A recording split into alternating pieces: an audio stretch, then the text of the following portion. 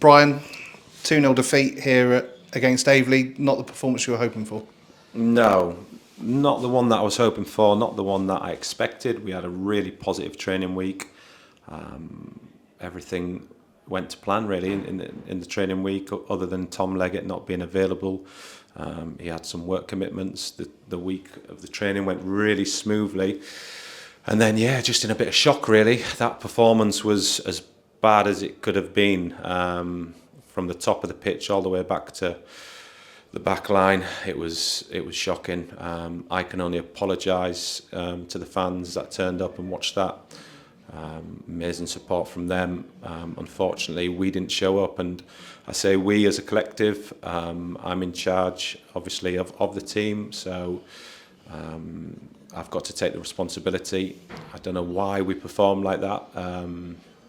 Like I said, the training week couldn't have gone any better. We were really happy with what we saw in training. I don't know if it's just nervous energy, but Aveley looked like the team fighting for relegation to stay in the division. We didn't compete. We lost too many duels, and the urgency wasn't there either. It was very alarming actually. So no more sleepless nights for me. We've got to find a solution. We've tried pretty much everything. So it's back to the drawing board.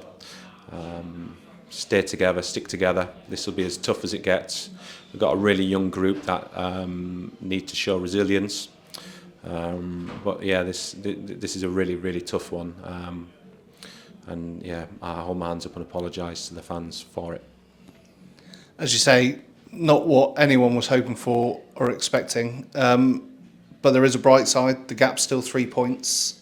We still very much have this in our hands. You say you're going to work hard all week. We've got till Friday.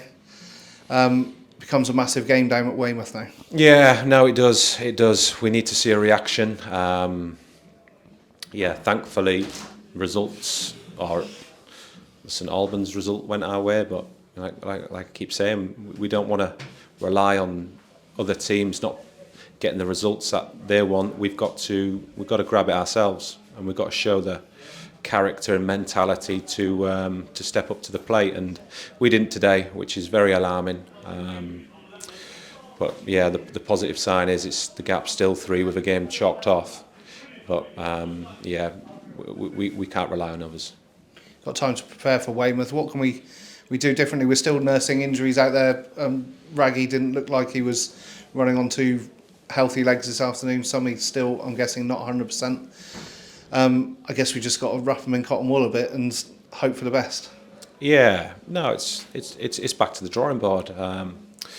We were a back 3 for the start of the game, and then we changed to a back 4 second half. Even though I thought we were better in the second half, and Hedges got that really good chance to try and kick-start us at the beginning of the second half. Ultimately, we need to show more in both halves. And to do that, we as a coaching staff, as a management team, have to find solutions under severe pressure. And we'll do that, I've got to credit my coaching staff. People don't realise that the hours of work that these people are putting in, they're working 24/7, 8 days a week, for little reward. And they're doing it all for the passion of the football club and trying to keep this football club in the division. They deserve a hell of a lot of credit, my coaching staff. They go above and beyond the call of duty. I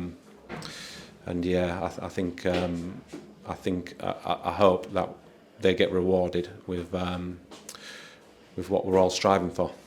Bit of frustration and anger's not the right word, but I can't think of a better one right now.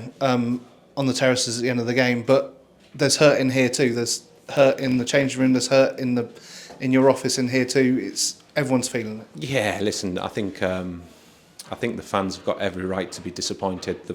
They've paid their hard-earned money, and they've not been rewarded for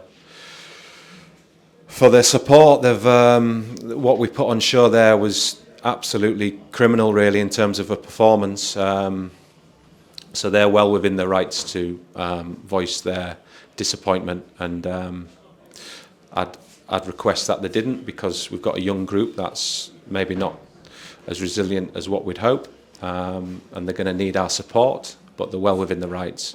But I would say the football club's come a long way in a short space of time. We were when my coaching staff took over this football club, there was low numbers on the terraces, and we were fighting relegation in the league below. And you know, we're now in the National League South, and with a very average budget. Well, average is too lofty a word, but a very small budget for the division, and